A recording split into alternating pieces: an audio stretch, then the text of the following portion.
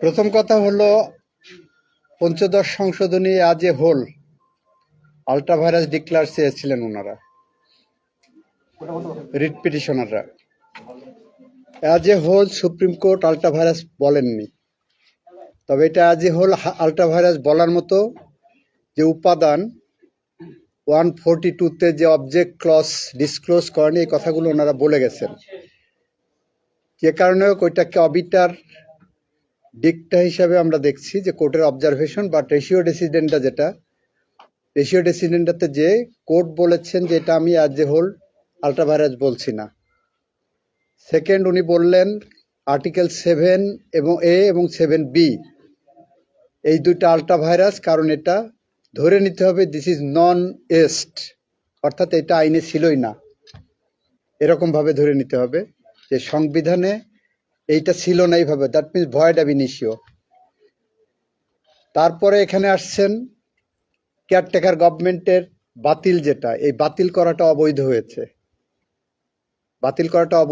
ওখানে উদ্দেশ্য পরিণত হয়েছে। এবং ওনারা রেফারেন্স হিসেবে বলেছেন গত 3টি নির্বাচন কিভাবে হয়েছে, কিভাবে গণতন্ত্র নির্বাসিত হয়েছে, কিভাবে আইনের শাসন ভুলুণ্ঠিত হয়েছে, কিভাবে বিচার বিভাগ অ্যাফেক্টেড হয়েছে, কিভাবে সংবিধানের বেসিক স্ট্রাকচার আঘাতপ্রাপ্ত হয়েছে, সেই কথাগুলো ওনারা বলেছেন। এরপরে ওনারা বলেছেন সুতরাং কেয়ারটেকার সিস্টেমটাকে বাতিল করাটা ওনারা অবৈধ ঘোষণা করেছেন। এরপরে ওনারা বলেছেন সংবিধানের একটা জায়গা ওনারা দিয়েছিলেন 44-2তে সরকার ইচ্ছা করলে যে কোনো জায়গায় হাইকোর্ট বসায় দিতে পারবেন, এটা অবৈধ। কারণ এটা 8th অ্যামেন্ডমেন্টের জাজমেন্টে ক্লিয়ারলি বলা আছে there shall be a high court division, there shall be a supreme court, there shall be the supreme court of Bangladesh. এই দি সুপ্রিম কোর্ট অফ বাংলাদেশকে আপনি ভেঙে চুরে টুকরা টুকরা করবেন আর সুপ্রিম কোর্ট এখানে বসে থাকবে, এটা মনে করার কোনো কারণ নাই।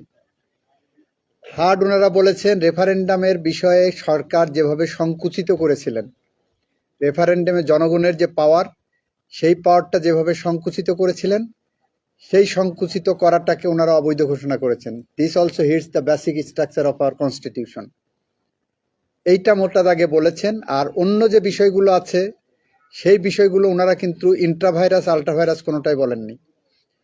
ওনারা বলেছেন ওই বিষয়গুলো পরবর্তী পার্লামেন্ট দেখবে, তাদের উপর ছেড়ে দিয়েছেন। ওইটার ব্যাপারে দে রিফ্রেন্ড দেমসেলফ, যে ওই ব্যাপারে আমরা কোনো কথা বলছি না। এটাও বলেনি যে ওইগুলো বৈধ, এটাও বলেনি যে ওইগুলো অবৈধ। ওইগুলো পরবর্তী পার্লামেন্টের উপরে ছেড়ে দিয়েছেন, দে আর ফ্রি টু চুজ যে ওটা রাখবেন কি রাখবেন না। তত্ত্বাবধায়ক সরকার ব্যবস্থা বাতিল করাটা যখন কোর্ট বলছেন অবৈধ, দ্যাট মিনস ইন আদার ওয়ার্ডস তত্ত্বাবধায়ক সরকার সিস্টেম বৈধ। এটা হলো একটা ইন্টারপ্রিটেশন।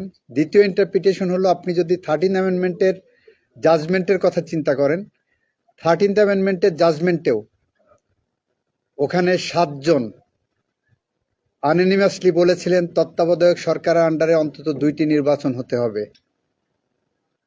7 জনের মধ্যে আবার পরবর্তীতে 3 জন পোল্টি মেরেছিলেন।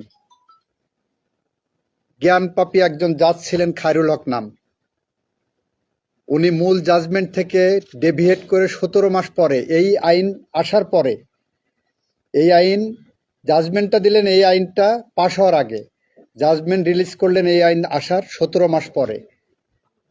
সেখানে যে উনি রায় দিলেন যে ঠিক আছে পরবর্তী 2টা নির্বাচন হবে, তবে পার্লামেন্ট ঠিক করবে কোন ফর্মে হবে।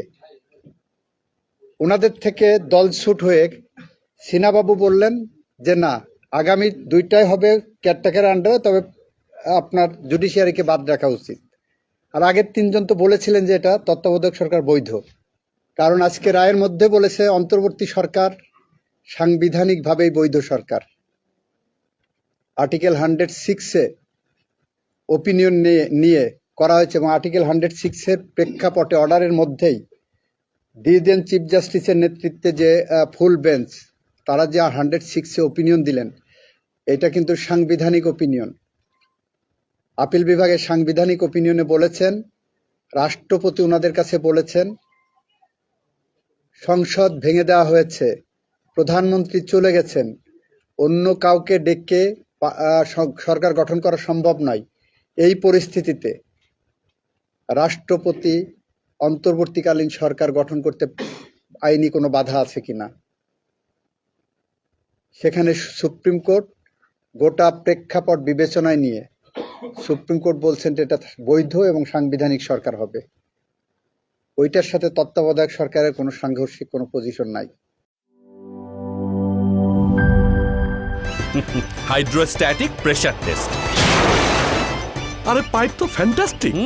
Impact test. দেখেন কত চাপ নেয়, প্রেসার যতই হোক এই পাইপ ভাঙবে না। মাটির 1250 ফুট পর্যন্ত গভীর চাপ নিতে পারে আরএফএল ইউপিভিসি গ্লাস পাইপ। পাইপের বস, না কিনলে লস।